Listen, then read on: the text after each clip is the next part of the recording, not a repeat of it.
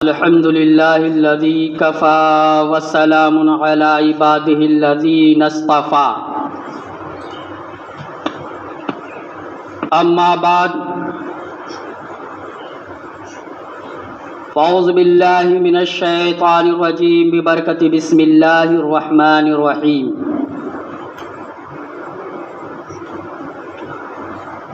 واتخذ الله إبراهيم خليلا صدق اللہ العظیم وبلغنا رسوله النبی الامین الکریم ونحن على ذلك لمن الشاہدین والشاکرین والحمد للہ رب العالمین۔ معزز سامعین کرام،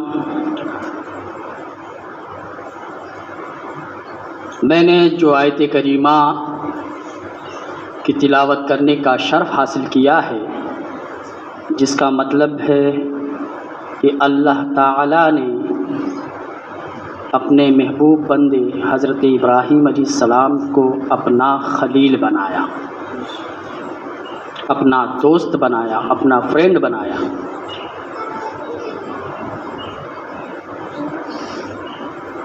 میں نے یہ آیت کریمہ کو پڑھ کر اپنی گفتگو کا جو عنوان باندھا ہے وہ ہے حقیقت قربانی۔ قربانی کی حقیقت کیا ہے؟ آئیے اس عنوان کے تحت کچھ عرض و معروض سے پیشتر ہم اور آپ مل کر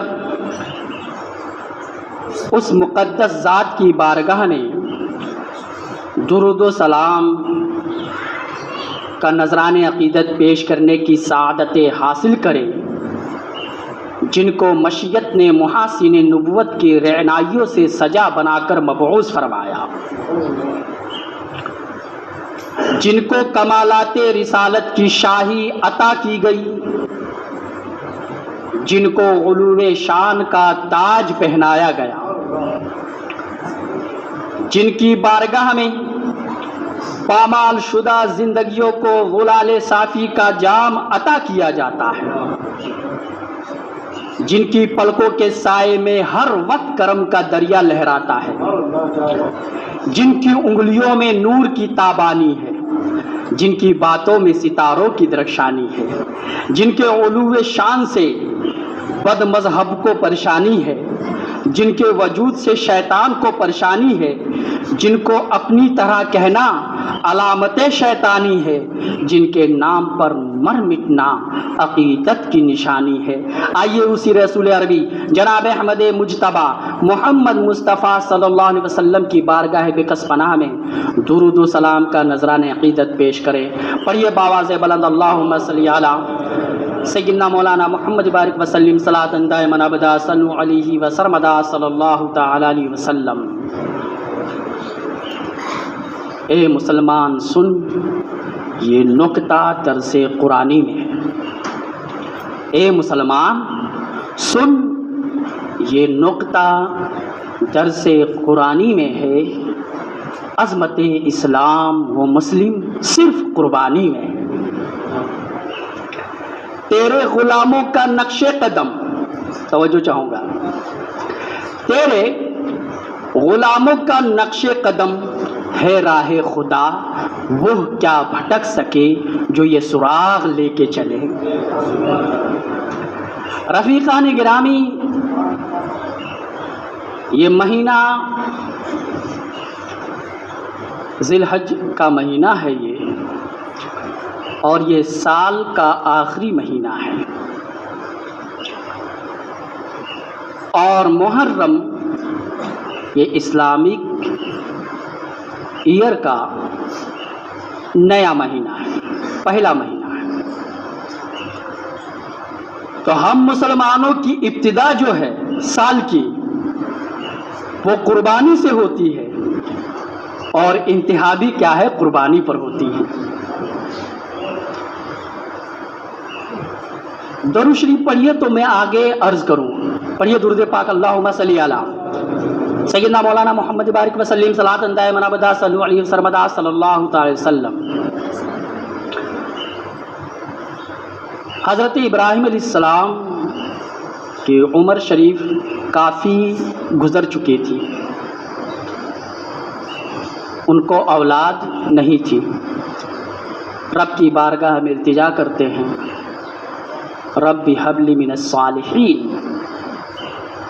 اے پروردگار عالم مجھے نیک صالح اولاد عطا فرما۔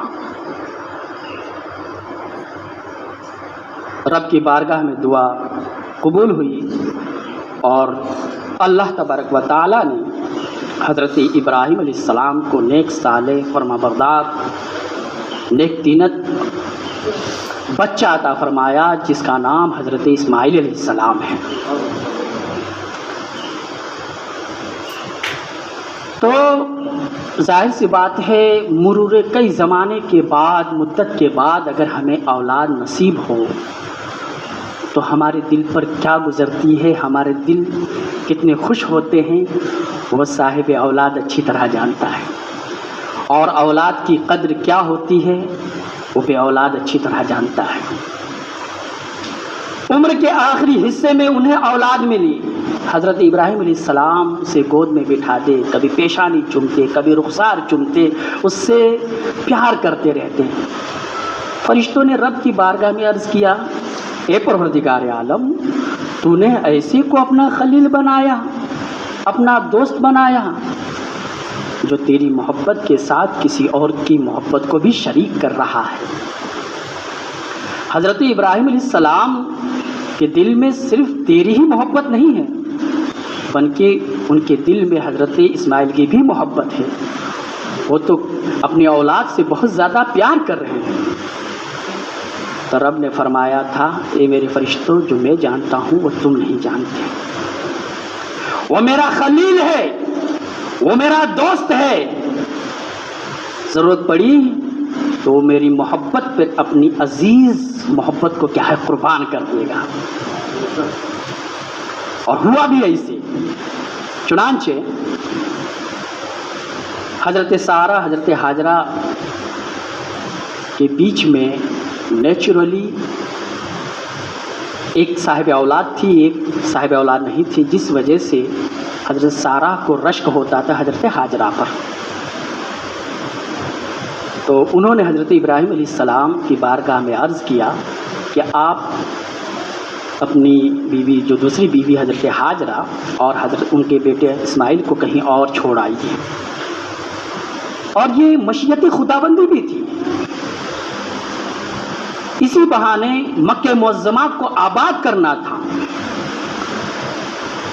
چنانچہ حضرت اسماعیل حضرت ہاجرہ کو حضرت ابراہیم علیہ السلام ایک وادی کی طرف لے گئے اور وہاں چھوڑ کر واپس ہونے لگے۔ حضرت ہاجرہ نے عرض کیا، آپ ہمیں اس بیابان چٹیل میدان میں، جہاں انسان بشر کوئی شے یہاں پر موجود نہیں ہے، آپ ہمیں یہاں چھوڑ کر جا رہے ہیں۔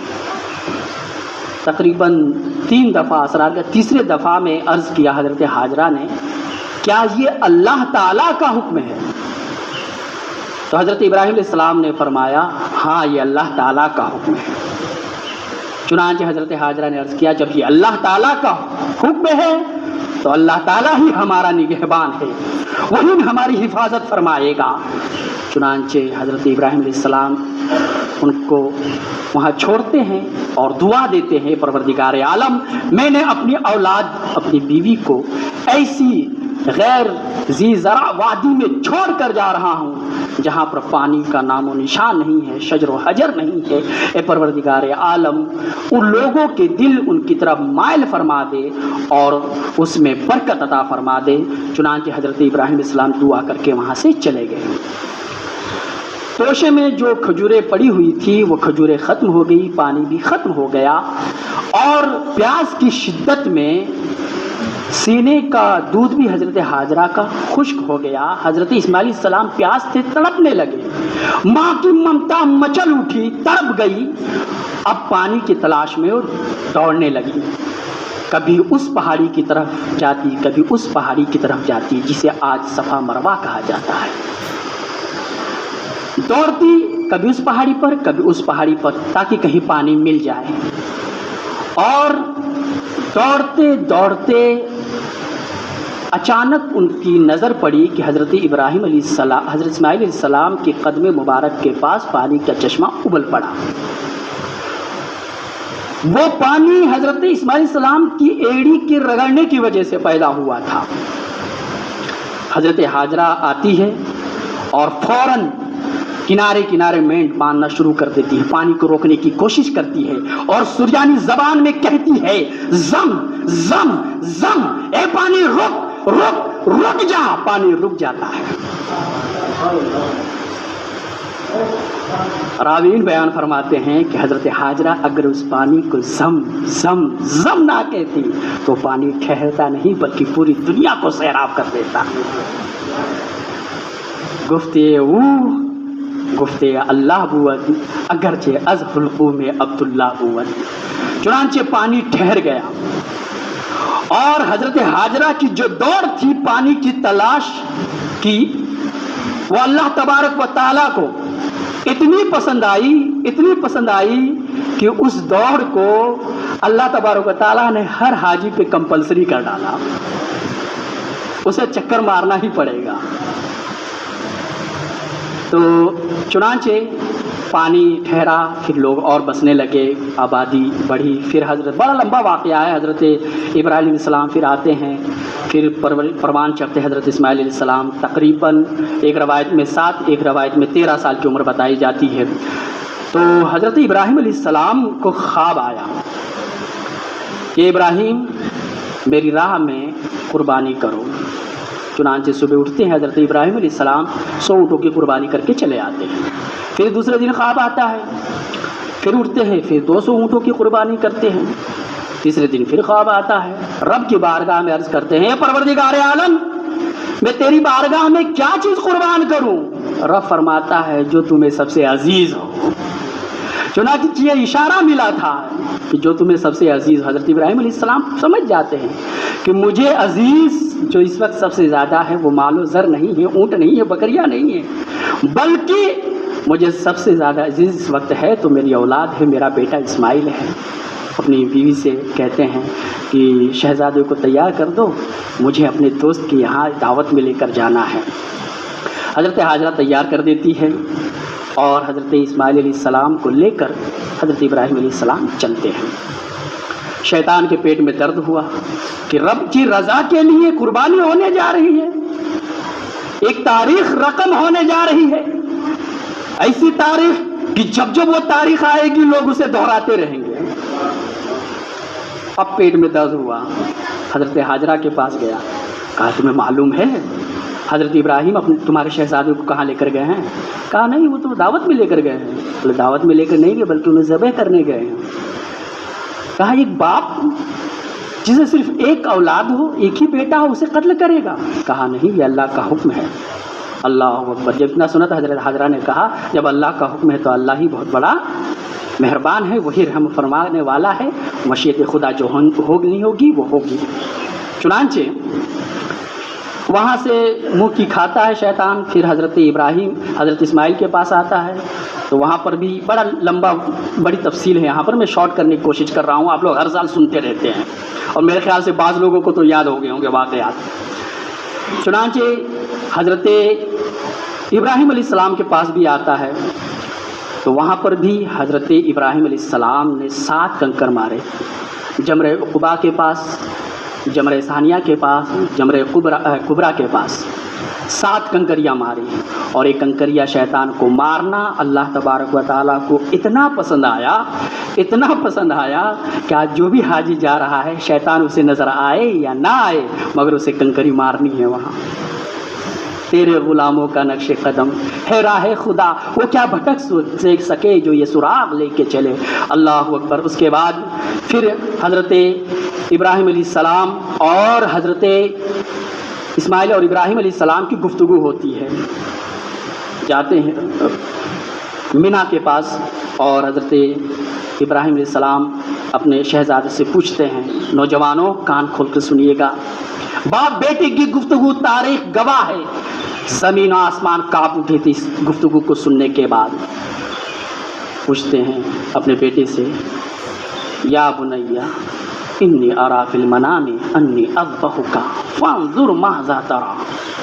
ए मेरे बेटे, मैंने ख्वाब में देखा है कि मैं तुम्हें ज़बह कर रहा हूँ, बोल तेरी क्या मर्जी है, बोल तेरी क्या राय है। सादतमंद बेटा अर्ज करता है, या अबति फ़अल मा तुअमर, ए अब्बू जान, आपको जिस बात का हुक्म दिया गया है वो आप बजा लाइए। चुनांचे हज़रत इब्राहीम अलैहिस्सलाम फिर अपने इरादे की तरफ बढ़ते हैं। फिर हज़रत इस्माइल अलैहिस्सलाम अर्ज़ करते हैं, अब्बू जान, मेरे हाथ पाँव बांध दीजिएगा, कहीं मैं तड़पूं ना और तड़पने की वजह से आपका दिल जो है धड़क ना उठे और आप कुर्बानी से रुक जाए। दूसरा ये कि अपनी आंखों पर पट्टी बांध लें, कहीं ऐसा ना हो कि मेरा चेहरा देखकर आपका दिल धड़क उठे और मुझे ज़बह करने से आपके हाथ रुक जाए। चुनांचे और ये कहा था कि मेरी मौत की खबर जो है मेरी वालिदा को तुरंत ना देना, क्योंकि वो माँ है, वो घबरा जाएगी और सदमे को बर्दाश्त नहीं करेगी। बहुत मुख्तलिफ़ रवायतें हैं। बहरहाल हज़रत इब्राहीम अलैहिस्सलाम छुरी निकालते हैं, पट्टी वगैरह बांध लेते हैं, गर्दन पर रखते हैं, ज़ोर से छुरी को रेतते हैं उस पर, मगर रेशम से ज़्यादा नाजुक, फूल से ज़्यादा, फूल की पत्ती से ज़्यादा नाजुक गला कटता नहीं है। हज़रत इब्राहीम सलाम फिर छुरी पर धार लगाते हैं, फिर दूसरी मरतबा रखते हैं, फिर छुरी काम नहीं कर रही है, तीसरी मरतबा फिर रखते हैं, फिर गर्दन नहीं कट रही है। अल्लाह अकबर, जलाल में आ जाते हैं अल्लाह के खलील और छुरी को एक चट्टान पर दे मारते हैं, चट्टान दो टुकड़े हो जाता है। हज़रत इब्राहीम अलैहिस्सलाम को ताज्जुब होता है, ए छुरी, तेरे अंदर इतनी कुव्वत कि तुझे मैंने चट्टान पर दे मारा तो तू चट्टान को दो टुकड़े कर डाली, और ये रेशम से ज़्यादा नाजुक गर्दन को तू नहीं काट पा रही है। तो हज़रत इब्राहीम अलैहिस्सलाम की बारगाह में छुरी अर्ज करती है, ए अल्लाह के खलील, याद कीजिए उस वाक़े को कि रब आग की हैसियत ये होती है, आग की ये नौइयत होती है, जला देना, मगर आपको आग क्यों नहीं जलाई। तो हज़रत इब्राहीम अलैहिस्सलाम ने फरमाया कि अल्लाह तबारक व तआला ने आग को फरमाया था, या नारो कुनी बरदन व सलामन अला इब्राहीम, ए आग इब्राहीम पर ठंडी और सलामती वाली हो जा। चुनांचे ये जुमला सुनती है छुरी और अर्ज करती है, ए खलील, रब ने आग को सिर्फ एक मर्तबा कहा था कि आग ठंडी हो जा, रब तबारक व तआला ने मुझे 70 दफा फरमाया है कि छुरी खबरदार हजरत इस्माइल अलैहिस्सलाम की गर्दन के एक बाल को भी ना काटना, एक रोमे को भी ना काटना, मैं कैसे काट सकती हूँ। चुनांचे फिर हजरत इब्राहीम अलैहिस्सलाम छुरी उठाते हैं और अपने इरादा जो कर लिया था उस इरादे को मुकम्मल करने के लिए वो छुरी फिर गर्दन पर रखते हैं और रेतते हैं, देखते हैं कि गर्दन कट चुकी है, आंखों से पट्टी खोलते हैं, देखे कि हजरत इब्राहीम अलैहिस्सलाम बगल में इस्माइल अलैहिस्सलाम बगल में मुस्कुरा रहे हैं और हजरत जिब्रील भी खड़े हैं और दुम्बा कट चुका है। वाकया यही था कि अल्लाह तबारक व तआला ने जिब्रील अमीन से फरमाया, ए जिब्रील, तू सिदरा को छोड़ और जल्दी जन्नत में जा और जन्नत से एक दुम्बा ले ले, जहां मेरे इस्माइल को ज़बह किया जा रहा है, खबरदार उसका एक बाल भी बाका ना होने पाए, जा उसको बचा ले और दुम्बा को वहां पर लिटा दे। हजरत जिब्रील अमीन पूरी ताकत के साथ जन्नत जाते हैं, वहां से दुम्बा लेते हैं और लाकर वहां पर लिटा देते हैं। अब यहाँ पे एक नुक्ता देना चाहता हूं कि जिब्रील अमीन के अंदर इतनी पावर कि छुरी गर्दन पर पहुंच रही है, तवज्जो चाहूंगा, छुरी गर्दन के करीब पहुंच रही है, सिदरा इतनी दूरी, वहां सिदरा से जन्नत जाते हैं, जन्नत से मेंढा लेते हैं, मेंढा लाकर इस्माइल अलैहिस्सलाम को हटाते हैं, दुम्बा लेटाते हैं। हजरत जिब्रील अमीन की रफ्तार कितनी तेज होगी। अब हजरत जिब्रील अमीन की रफ्तार ये है, उनकी पावर ये है, उनकी ताकत ये है, तो नबी करीम सल्लल्लाहु अलैहि वसल्लम की पावर का आलम क्या होगा, उनके इख्तियार का आलम क्या होगा जब उनके गदा भर देते हैं। शाहान ज़माना की جھولی محتاج کا جب یہ عالم ہے، مختار کا عالم کیا ہوگا؟ عزیزان گرامی، اور یہ میں نے کہا تھا کہ قربانی کی حقیقت کیا ہے۔ عن زید بن ارقم قال اصحاب رسول اللہ صلی اللہ علیہ وسلم قال ما هذه الاضاحی قال سنت ابیکم ابراہیم۔ صحابہ اکرام نے عرض کیا یا رسول اللہ صلی اللہ علیہ وسلم یہ قربانیاں کیا ہے؟ تو اللہ کے رسول صلی اللہ علیہ وسلم نے ارشاد فرمایا یہ قربانیاں تمہارے باپ حضرت ابراہیم علیہ السلام کی سنت ہے۔ پتہ چلا کہ یہ قربانیاں یہ عام شے نہیں ہے، بلکہ ہمارے باپ داداؤں میں حضرت ابراہیم علیہ السلام کی یہ سنت ہے۔ اور آگے فرماتے ہیں، صحابہ اکرام عرض کرتے ہیں فما لنا فیہا یا رسول اللہ صلی اللہ علیہ وسلم، ہمارے لیے اس میں کیا ثواب ہے؟ اور نبی کریم صلی اللہ علیہ وسلم فرماتے ہیں کہ ہر بال کے عوض اس میں نیکی ہے، جانور میں جتنے بال ہوں گے ہر بال کے بدلے آپ کو نیکی ملے گی۔ اور پھر عرض کرتے ہیں فصوف یا رسول اللہ، سوف کے بارے میں کیا حکم ہے؟ اللہ کے رسول صلی اللہ علیہ وسلم نے ارشاد فرمایا کہ سوف کے ان کے ہر بال کے بدلے نیکی دی جائے گی۔ اللہ اکبر۔ تو یہ نبی کریم صلی اللہ علیہ وسلم ابراہیم علیہ السلام کی سنت ہے۔